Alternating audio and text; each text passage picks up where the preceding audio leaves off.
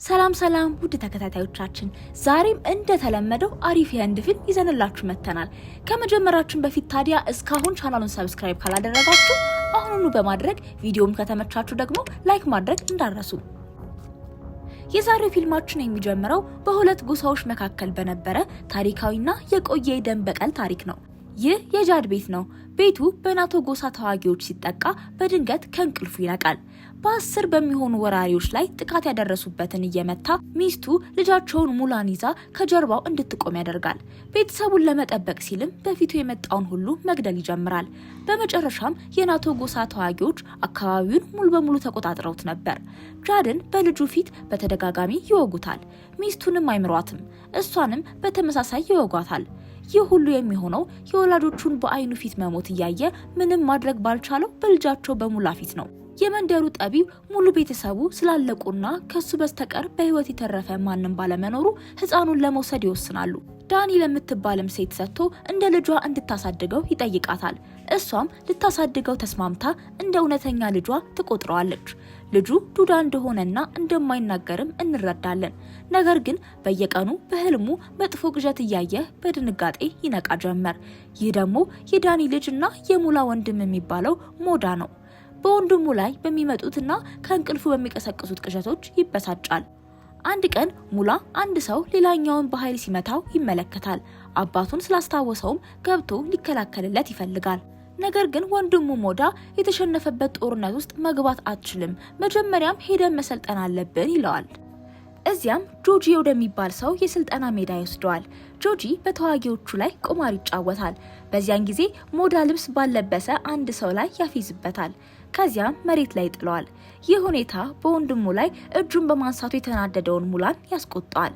ሙላም ሰውየው በከባድ ይደበድበዋል። እርስ በርስ የሚደጋገፉና አብረው እንደ ወንድማማቾች እንዳደጉም እንረዳለን። ከነዚህ ቀናት በኋላ ታዲያ 25 ዓመታት ያልፋሉ። አስለም የተባለ ሰው ከፍቅረኛው ራጆ ጋር ተቀምጦ እንመለከታለን። አለማቸው በጣም ያማረ ነበር። ሰርጋቸው እንደቀረበና በቅርቡ ሚስቱ እንደምትሆን ይነግራታል። ነገር ግን የእሷ እይታ ዛሬ ምንም አይነት ደስታ እንደማይኖር ያሳያል። ምክንያቱም ከፊታቸው የናቶ ጎሳና የጎሳው ንጉስ ልጅ መካ ቆመዋል። አስለም ሽሺ ይላታል። እንዲተዋትም ይለምናቸዋል። በመንደሩ መሃል ቆሞም ኃይሉን ያሳያል። ሁሉም ታዲያ ይፈሩታል። ማንም ሊከላከልላት የደፈረም አልነበረም። ምክንያቱም ሊከላከልላት የሚሞክር ሰው እጣ ፈንታ ምን እንደሚሆን ያውቃሉ። ነገር ግን አስለም መጥቶ ከእጮኛው አጠገብ ስለደረሰ ሊመታው ይፈልጋል። መካ ግን ይመታዋል። ሊገለውም ምንም አልቀረውም ነበር። የአስለም አባት መጥቶም በህይወት እንዲተወው እስካለመነው ድረስ። ነገር ግን መካ ምንም አይነት ርህራሄ አልነበረውም። በመጨረሻም ህይወቱን ያጠፋዋል። የናቶ ጎሳ ምን ያክል ጨካኝ እንደሆኑና ለማንም እንደማይምሩም በዚህ ፊልም እንመለከታለን። በሌላ በኩል ወደ ጆጂ የውጊያ መድረክ እንሄዳለን። ሁሉም ሰው ይወራረድባቸዋል። ይህ ሞዳ ካደገ በኋላ ነው። ለወንድሙ ለሙላ ውርርድም ይሰበስባል። ነገር ግን አንድ ሞኝ ሰው ሙላ ይሸነፋል ብሎ ይወራረዳል። በዚህ ጊዜ በመንደር ውስጥ ካሉ ቆንጆ ሴቶች አንዷ ሙላን የምትወደው ሞኮ ትመታዋለች። ፍቅረኛ መቼም ቢሆን አይሸነፍም ትለዋለች። ይህ እንግዲህ የእሷ ፍቅረኛ የህዝብ ተወዳጅና የጀግኖች ጀግና የሆነው ሙላ ነው። ወደ መድረኩ በታላቅ ጩኸት ይገባል። ወዲያውኑም ወደ ውጊያው ይገባል። ከአንድ ወይም ከሁለት ሰው ጋር ብቻም አይደለም የሚዋጋው፣ ብቻውን ከብዙ ሰዎች ጋር ይገጥማል። ከነሱ መካከል አንድም ሰው ሊመታው አልቻለም። ውጊያውን ጨርሶም ወደ ቦታው ይመለሳል። በምሽት ከጆጂ ጋር ይቀመጣሉ። ጆጂ ለሱና ለወንድሙ የውርርድ ድርሻቸውን ያስረክባቸዋል። ነገ ትላልቅ ተዋጊዎች እንደሚመጡና ሙላ መዘጋጀት እንዳለበትም ይነግራቸዋል። ሞዳ አንተ ተዋጊዎችን ብቻ አዘጋጅ፣ የኔ ተዋጊ ሁልጊዜም ዝግጁ ነው ይለዋል። በዚያን ጊዜ ሴቶች ስለነሱ ሲያወሩ ይመለከታል። ከዚያም አብሯቸው ለመቀመጥ ይሄዳል። በዚህ ሁሉ መካከል አንድ ሕፃን ልጅ ሙላን እንደ አርአያ ያየው ነበር። ወደሱም ቀርቦ አንድ ቀን እንዳንተ መሆን እችላለሁ ብሎ ይጠይቀዋል። ሙላም ትችላለህ ብሎ ይመልስለታል። እዚህ ላይ ዱዳ እንዳልሆነ እንረዳለን። ነገር ግን ቤተሰቡ በአይኑ ፊት ሲገደሉ ባየው ድንጋጤ ምክንያት ለረጅም ጊዜ ሳይናገር ቆይቶ ነበር። በዚህ ቅጽበት ድራጉና ሰዎቹ ይገባሉ። እነዚህ ከናቶ ጎሳ ነበሩ። ሁሉም ሰው ይደነግጣል። ድራጉ የመጣው ከመጠጥ ቤቱ ባለቤት ግብር ለመቀበል ነበር። ከሱ ጋርም ገንዘብ ባጣ ጊዜ ልጅህን ወስዳታለሁ ይለዋል። ልጅቷ አባቷን እንዲተውም ትለምነዋለች። እሷን ለመተው ይወስናል። ነገር ግን ቅጣቱ የግብሩን 10 እጥፍ እንደሚሆንና በሚቀጥለው ወር መጥቶ እንደሚወስደው ይነግራቸዋል። ሁሉም ሰው ከወጣ በኋላ ቁጭ ብሎ እየበላ የነበረው ሙላ ብቻ ይቀራል። ጠረጴዛውንም በኃይል ይመታዋል። በዚያን ጊዜ ጃጉ ከጆጂ የተቀበለውን ገንዘብ ይመለከታል። ሊወስደውም ይንቀሳቀሳል። ነገር ግን ሙላ እጁን ይይዘዋል። ወዲያውኑም ወንድሙ ጣልቃ በመግባት ጃጉን ይቅርታ ይጠይቃል። አይዞህ ትንሽ ሰክሮ ነው ይለዋል። እናታቸው በመድረክ ላይ ብቻ እንዲዋጉ እንደፈቀደችላቸው ወንድሙን ያስታውሰዋል። ሙላ ሊያጠፋቸው ቢፈልግም ይዘውት ይወጣሉ። ነገር ግን ወንድሙ እነዚህ ሰዎች አይቀልዱም፣ በመድረክ ላይ እንደምትጋጠማቸው ሰዎችም አይደሉም፣ ቤተሰብን በአንዴ ያጠፋሉ ብሎ ያሳስበዋል። ሙላ በጣም ይበሳጫል። ወንድሙም ይህን የሚያደርገው ለራሱ ጥቅም እንደሆነ በማሰብ ይመታዋል። በዚህ ምክንያት ሙላ እስኪተኛ ድረስ መጠጥ ሲጠጣ ያድራል። በዚያን ጊዜ እሷን ከሚያሳድዷት ወሮበሎች እየሸሸች ያለችው ሞኮ በፊቱ ታልፋለች። ነገር ግን ጓደኛችን ተነስቶ ሊከላከልላት ባለመቻሉ ትገረማለች። ቆይ እስቲ ወንዶች፣ አንተ ተኝተህ ለእነዚህ ወሮበሎች ትተኛል? ተነሳና አድነኝ እንጂ ትለዋለች። ነገር ግን ጓደኛችን በከባድ እንቅልፍ ውስጥ ስለሆነ ማንንም አይሰማም። ወደ ሰዎቹ ተመልሳም በቃ ወንዶች፣ እኔ አድኖኝ በፍቅሬ እንዲወድቅ ፊልም ልንሰራበት ነበር፣ እሱ ግን ተኝቷል ትላቸዋለች። ሰዎቹም እሺ የተስማማንበትስ ገንዘብ ይሏታል። እሷም ይሄማ ተነስቶ ቀጥቅጧችሁ አድኖኝ በነበረበት ጊዜ የሚሰጣችሁ ገንዘብ ነበር፣ አሁን ግን እቅዱ አልተሳካም፣ በሉ ከዚህ ጥፉ ትላቸዋለች። ዞር ስትል ግን ጓደኛችን ነቅቶ ታገኘዋለች። ወደ እሷ ሊጠጋ ሲል ራሱን ስቶ ይወድቃል። እሷም አንተ ምንም ተስፋ የለህም ብላው ትታው ትሄዳለች። እናትየው ዳኒና ልጇን ሞዳን በአንድነት ያሳደገች ሴት ናት። አለማቸው በጣም ደስ የሚል ነበር። ነገር ግን በተለመደው ጥያቄ ይቋረጣል። ቤተሰቡ ላይ ምን እንደተከሰተና በዚያ መሃል ማን እንደገደላቸው ማወቅ ይፈልጋል። እናቱ ልትመልስለት አልቻለችም። ትታውም እየሄደች ይህን ነገር ብትረሳውና ሁልጊዜን ጥያቄ ባትጠይቀኝ እመኛለሁ ትለዋለች። በሌላ በኩል ወደ ናቶ ጎሳ እንሄዳለን። ይህ የጎሳው መሪ ጂቫ ነው። ለተሰበሰቡት ሁሉ አዲሱ የጎሳ መሪ ከወጣቶች መካከል የሚሆንበት ጊዜ እንደደረሰ ይነግራቸዋል። ሁሉም ሰው ኑሪ ስልጣኑ እንደሚገባው ይነግሩታል። ነገር ግን መካ ይህንን ሀሳብ አይቀበለውም። ስለዚህ የወንድሙን ልጅ ቾዲርን ለስልጣን ያጫሉ። ነገር ግን መካ በዚያ ተገኝቶ ይህንን ሁሉ ውድቅ ያደርገዋል። ንጉሱ እኔ ነኝ የምሆነው ይላል። በዚህ ጊዜ አባቱ አይደለም ኑሪ ነው ስልጣኑን የሚወርሰው ይለዋል። መካ አባቱ ከሱ ይልቅ ለኑሪ ልዩ ቦታ እንደሚሰጠው ማየቱ ይቀናበታል። ምንም እንኳን አሁን ኑሪ በእስር ቤት ቢሆንም ማለት ነው። በዚህ ቅስፈት እህቱ ዳሮ ትገባና ምንድነው የተፈጠረው ትላለች። አባቷ ጂቫ በሱ ምትክ ማን ስልጣኑን እንደሚወርስ እንዳላወቁም ይነግራታል። የወንድሙ ልጅ ቾድሪ የስልጣን ጥምጣሙን ለመውሰድ ወደፊት እስኪመጣ ድረስ ዳሮ ጥምጣሙን ከአባቷ ራስ ላይ አንስታ ወደ ቾድሪ ትጠጋለች። አንተ ይገባሃል፣ ግን እስኪ የራስን መጠን ለወቀው ትላለች። በአይን ጥቅሻ ውስጥም ራሱን በሰይፍ ትቀለዋለች። ለአጎቷም እነሆ ልጅህ ሞቷል፣ ስለዚህ ከወንድሜ ከኑሪ በስተቀር ሌላ የስልጣን ወራሽ የለም ትለዋለች። እነዚህ ሰዎች ምን ያክል ጨካኝ እንደሆኑና እንደማይምሩም በግልጽ በዚህ ፊልም እንመለከታለን። በሌላ በኩል ኑሪ የታሰረበት እስር ቤት እንሄዳለን። አዲስ የመጣ እስረኛ ሌሎቹን እስረኞች ሲደበድብ እንመለከታለን። ማንም ሊቋቋሙ አልቻለም። ነገር ግን ትልቅ ነገር መስራት ፈልጎ ለመሆኑ የዚህ እስር ቤት አለቃ ኑሪ የት ነው ያለው? እሱ ላይ ልዘንጥበት ፈልጌ ነው ይላል። ወዲያውኑ ኑሪን ከፊቱ ያገኘዋል። ኑሪ የፈለግከውን አገኘህ ይለዋል። ምንም እንኳን የታሰረ ቢሆንም ገብቶ ይደበድበዋል። በዚያን ጊዜ የእስር ቤቱ ኃላፊ በብቸኝነት እስር ቤት እንደሚቀጣው ይነግረዋል። እሱ ግን እስር ቤቱን የመረጥኩት እኔ ነኝ እንጂ እስር ቤቱ እኔን አልመረጠኝም፣ እዚህ ያለሁት በራሴ ፍላጎት ነው ይለዋል። በፊቱ የሚቆመውንም ማንኛውም ሰው ይጋብዛል። በሌላ በኩል የሙላ የውጊያ ቀን ይደርሳል። ነገር ግን ወደ መድረኩ ከመግባቱ በፊት አንድ ሽማግሌ ሰው ባጠገቡ ያገኛል። የቤተሰብን ታሪክና ምን እንደደረሰባቸው አውቃለሁ፣ ዳኒም ታውቃለች፣ ነገር ግን ካንተ ደብቀዋለች ይለዋል። ከዚያም ትቶት ይሄዳል። የኛ ጀግና ግን በጣም ተናዶ እውነቱንና ቤተሰቡ ላይ ይህን ያደረገው ሰው ማን እንደሆነ ማወቅ ይፈልጋል።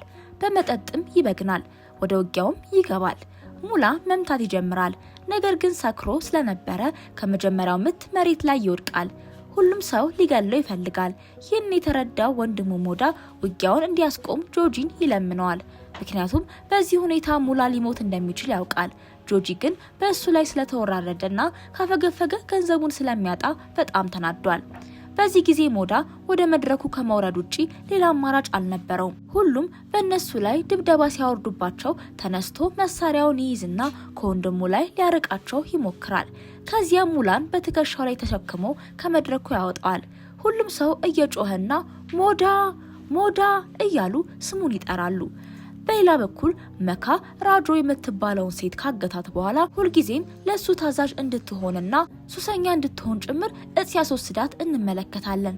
ረዳቱ ጃጉ መጥቶም የጠየቃቸውን ሰዎች ብዙ ገንዘብ እንደሚፈልጉ ይነግረዋል።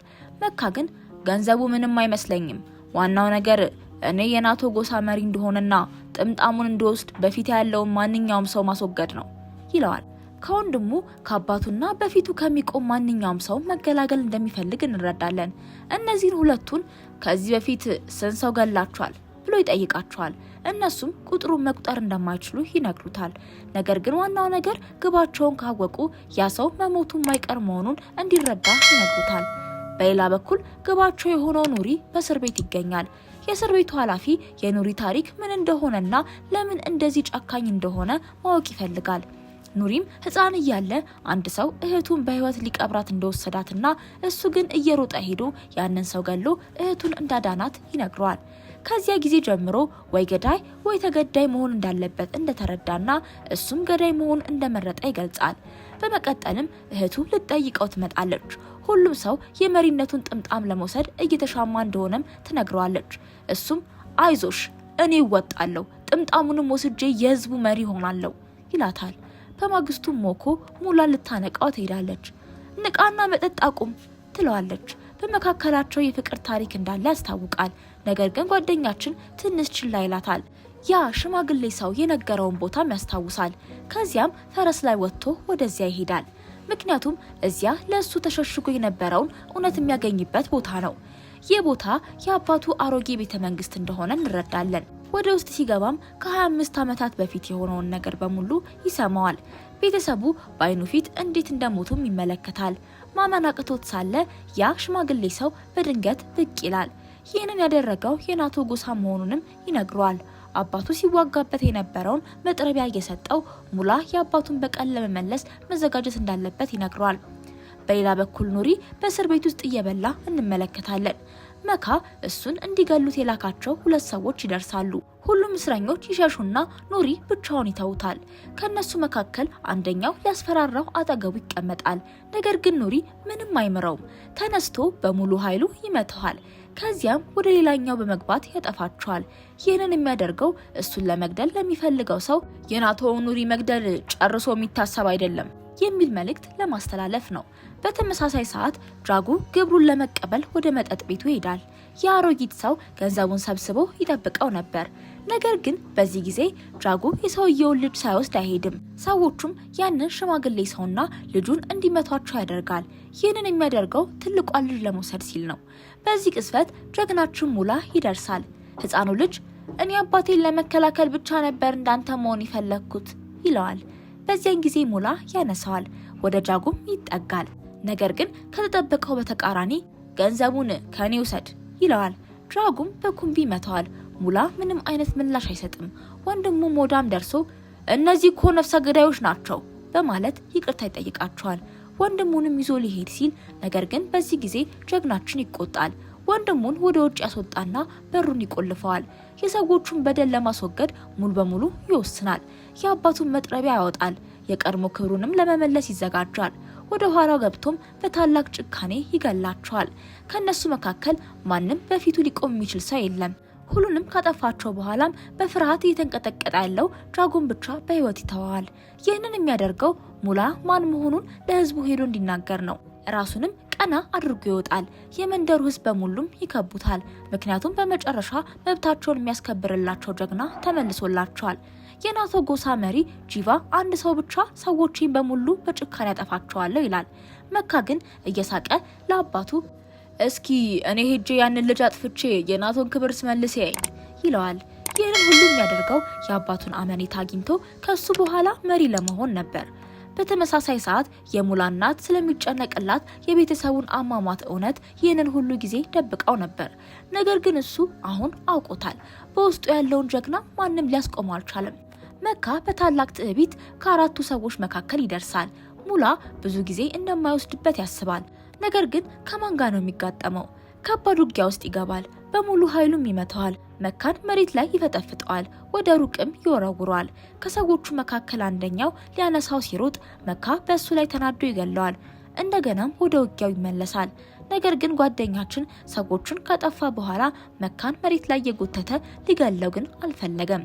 ማንነቱን እንዲያቆም መካን በአህያ ላይ አስሮ ወደ አባቱ ለመላክ ይወስናል።